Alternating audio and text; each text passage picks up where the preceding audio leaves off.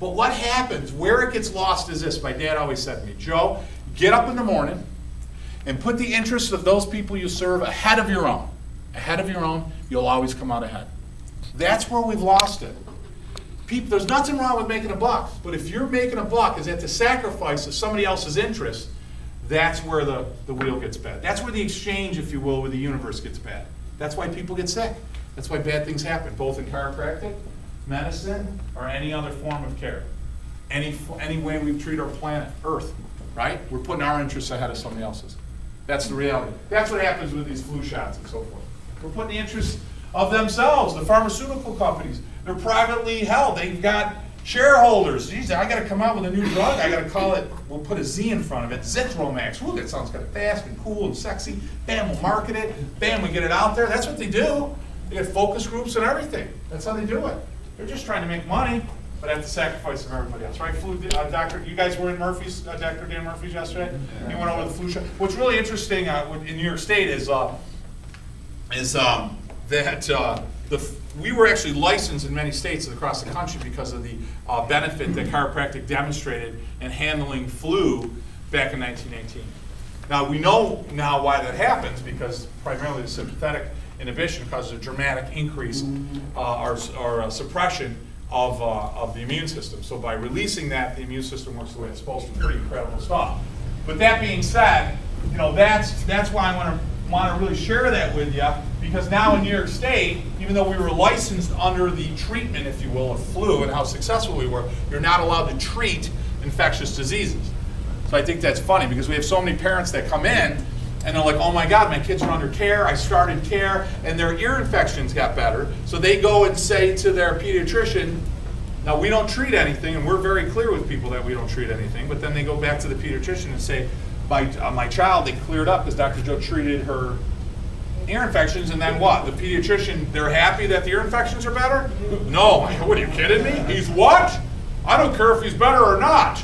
I'm turning that son of a bitch in. So sure enough, they call the Office of Professional Discipline and Misconduct. Her name is Juana Williams, because I've talked to her many times. And, are you treating ear infections? No. No, I'm not treating ear infection. In fact, I'll show you her paperwork. This is what we did. Yeah, okay. But, then I send paperwork to the pediatrician showing why, the child got better, but that we don't treat it that way. And they still aren't my friend, are they?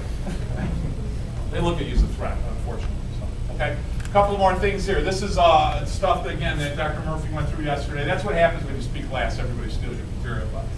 Okay, neuroimmunology identifies what? Centers of immune response, nucleus tractus alternans, blah, blah, blah, blah, blah. But the bottom line is, what do they find? That the upper cervical adjustment, and here's a little anatomical chart, right? So C1, C2, C3. The upper cervical had the greatest effect in what? Digestion and immunity, okay? Now we're going to go this way, right? Well, we do most of our work in the first two vertebrae, the spine, neck area. These two are the most freely movable. Smallest vertebrae, only place where the brain stem is complete, and when out of place, subluxated, can interfere with normal transmission of mental impulses any place of the body. And the ones which chiropractic research has found to be culprits causing most of the patient's health problems, okay? 100 years earlier, almost. I mean, unbelievable. What side are you on? There'd come a day when medicine would embrace chiropractic principles and chiropractors would abandon it. Here we go, right?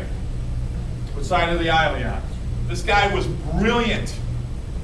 His internal voice was louder and stronger than anyone's detractors. You want to master your practice, you practice within what? 6 inches between your ears. You want to make the best investment in your practice? Where do you need to start? There's a thing in your bathroom, it's called a mirror. Start right there. Your reflection, that's where you start. You start reading books, you start studying, you start trying to be a better chiropractor, a more effective communicator. You start putting their interest ahead of your own, and your practice will explode. And then you always start from the premise that they never fully get it. And therefore they don't what? See, as soon as they start, you got side door, back door. You guys familiar with those terms? Side door means they miss appointments. Back door means they're dropouts. Okay? Side door leads to back door. The side, how many docs? Do I have a lot of docs in here practicing chiropractors? Okay, listen. Do you hate missed appointments? Okay, two ways to do it. It's important stuff. I'm excited about this. You ready? Never, ever, everybody listening, ever. So when do you do it? Never ever let a missed appointment go unrecognized. The moment that your staff says to somebody at the front desk, when they say, geez, I missed Wednesday, and they say, oh, no problem. We know it's no problem. I mean, I understand where they're coming from, but it's not Hertz rental car. The minute you say no problem, what did you say to them about the value of their care? And what did I say to the 5 people behind them that's waiting to check in as well? And what did I say to everybody sitting over there? And by you not recognizing it and not saying, hey, geez, Barbara, you missed your appointment, what did I say? By not participating, you're participating, you just don't realize. So they're going to go, wow, what happens to the value? So they start missing a couple of visits, then what? Then you spend a full-time job trying to get hold of them. Doesn't it amaze you how you can't get hold of somebody? It's amazing to me that you can't get hold of somebody.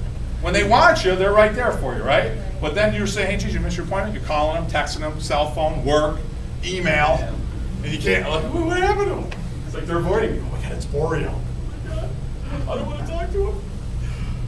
So never let it go unrecognized. Always show criteria testing when they miss an appointment. I don't care if it's x-ray, thermography, surface EMG, substation, meaningless to me. I don't care. What did you use to educate to me that you identified a problem that I basically bought into, there's value here? What did you use as a criteria test? That's what you review with me when I miss an appointment. So Bob, listen, come on with me real quick. I just wanted to go over something with you fast. It's not a confrontation. It's not a woodshed. You're not yelling at them. You're just talking to a friend of yours. They're friends of yours. Come on in. Let me just go over something quick with you. You remember what was wrong here? Remember what was there? Remember how bad it is? Listen, how much care did we decide that you needed? Do you remember? Yeah, I needed to be seen 60 times, 80 times, 350 times, the rest of my life, whatever. Right? Well, anytime you miss, what's going to happen in the correction? It's not going to fix it. So it's going to take longer to, and what's it doing to your health every time you miss? Yeah, listen, I'm not here to yell at you. I'm just telling you, I noticed you missed on Wednesday. I'm concerned about that. Anytime you miss, we're losing correction. Make sense to you? So I'm going to add that visit, because that's important.